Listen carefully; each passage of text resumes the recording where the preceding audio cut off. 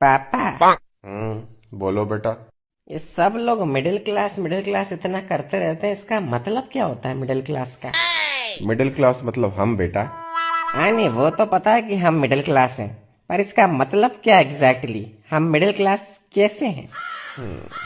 विस्तार में बताता हूँ चलो तुमको। देखो बेटा, एक बार एक गांव होता है जिस गांव में 3 लोग रहते हैं। एक का नाम होता है गरीब, एक का नाम होता है मिडिल क्लास, एक का नाम होता है अमीर।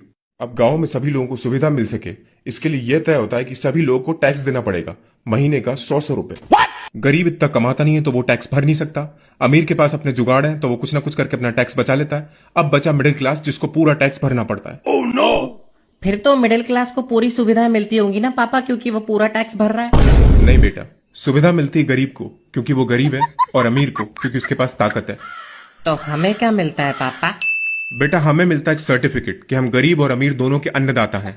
हमारे टैक्स के पैसों से गरीब के घर में राशन पानी भिजवा देती है सरकार, और हम जो लोन के ऊपर बैंक को इंटरेस्ट का पैसा देते हैं, वही पैसा बैंक किसी अमीर आदमी को देता है ताकि वो अमीर आदमी इस देश को छोड़कर भाग जाए। तो इन शॉर्ट बेटा, हम इस देश के सुपर हीरो हैं।